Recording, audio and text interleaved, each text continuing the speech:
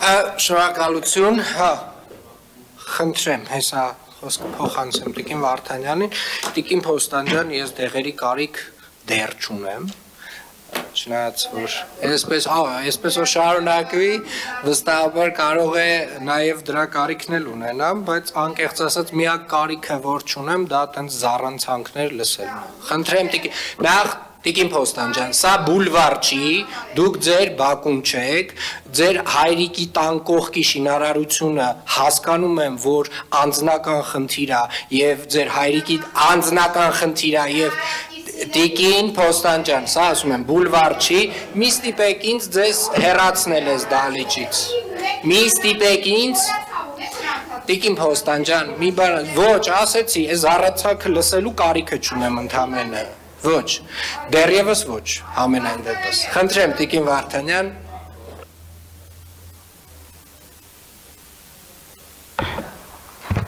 Հարգելի քաղաքապետ։ Վստահ Տիկին Փոստանջան։ Հարգելի քաղաքացիներ։ Մի վարքան Տիկին Վարդանյան, Տիկին Փոստանջան, դուք ստանում եք նկատողություն։ Սա մեկ։ Խանգարելու համար նիստը։ Այո, խանգարում եք, չէ, գիտեք, երբ որ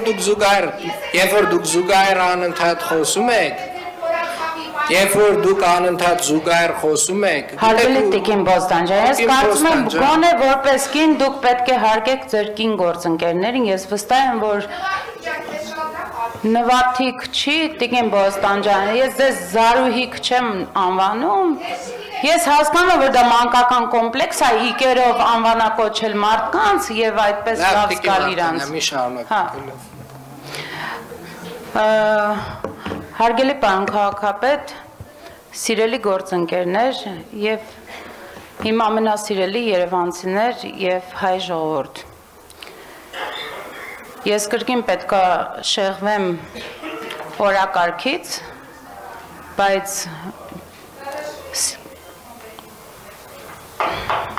Տիկին Փոստանջան։ Բա Ջորջան, լավ լռություն էլ։ Ես այսօր ուզում եմ բոլորիս հիշեցնել, ցավով պետք է նշեմ, որ բոլոր պատմաբանները, հայ հրապարակախոսները եւ գրականագետները շատ ավելի շատ են եւ մեր դպրոցական եւ համալսարանական կյանքում շեշտվում, քան Լեոն, բայց ես այսօր Լեոյից, պատմաբան Լեոյից պետք է մի հատված կարդամ եւ շարունակեմ խոսքս, հատվածը ցիտում եմ բառացիորեն։ Խոսքը գնում է 1880-ականների մասին։ Կոմիտեն մի ամբողջ խումբ կազմակերպեց Շուշիի դատարկապորտ երիտասարդներից, որոնք ամեն տեղ հայտնի էին Լոթի անունով։ Մինչև Թիֆլիս հասնելու համար, ուր նրանք պիտի մտնեին կենտրոնական կոմիտեի տրամադրության տակ, այդ լոթիները բավականին փող ստացան, իբրև ճանապարհածախս, բայց դուրս գալով Շուշիից, միայն մի քանի վերստ գնացին մի կողմ թողնելով խճուղին, գնացին Խանքենդի։ Եվ մի ամբողջ շաբաթ քեֆ անելուց ու փողերը մսխելուց հետո վերադարձան քաղաք։ Եվ այստեղ պատմաբանը մի ընդհատեք, հարգելի Տիկին Փոստանջան, ես ձեզ իկերով չեմ դիմում, հարգարժան քաղաքացի, իմ շատ սիրելի երևանցի, կներեք Տիկին Վարդանյան, դուք խոսքից զրկվում եք, իմ շատ սիրելի երևանցի, առհասարակ խոսքից զրկվում եք այսօրվա նիստի ընթացքում, սիրելի խնդրում եմ, հազար ներողություն Տիկին Վարդանյան, խնդրում եմ ձեզ մի ստիպեք ինձ հեռացնել ձեզ նիստերի դահլիճից, խնդրում եմ ուղղակի, կներեք Տիկին Վարդանյան։ Եվ ամենավերջի նախադասությունը։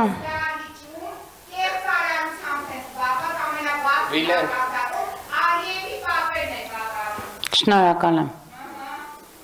Աստված ձեզ հետ։ Եվ ձեզ հաջողություն եմ մաղթում ձեր անձնական եւ առհասարակ աշխատանքային կյանքում։ Շնորհակալ եմ, Տիկին Փոստանջան։ Սիրելի երևանցիներ, Տիկին Փոստանջանը Երևան քաղաքի ավականու անդամ է, նաև ձեր քվեի շնորհիվ։ Խնդրեմ Տիկին Վարդանյան։ Եվ ամենավերջում Լեոն ցիտում է հետևյալը, ես խնդրում եմ, որ ամենայն ուշադրությամբ բոլորս այստեղ նստած եւ ոչ միայն այստեղ, ամեն մեկը տանը իրեն այդ հարցը տա։ Աբդուլ Համիդը բախտավոր աստղի տակ էր ծնվել, թե չէ։ Եվ այստեղ ինքը դնում է բազմակետեր։ Գիտեք, ես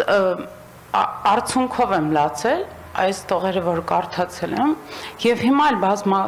ինձ համար հուզական են այս տողերը, ինչի, որովհետեւ ամենադժվար բանը կյանքում հայելու մեջ նայելն է, ամենադժվար։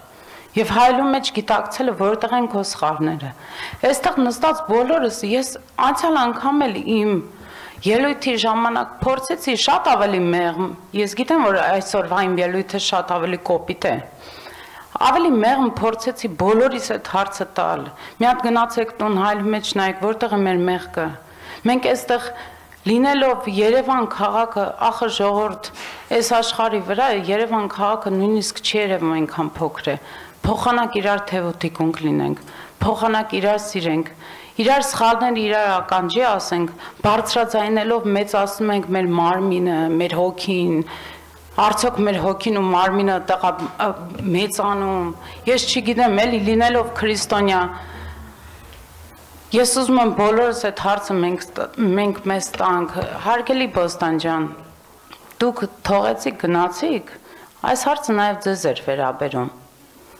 Ես ձեզ եմ սիրում, ես սիրում եմ այստեղ նստած բոլորիդ անկախ ամեն ինչից, ով է կուսակցական, ով չի կուսակցական, ով որտեղ է,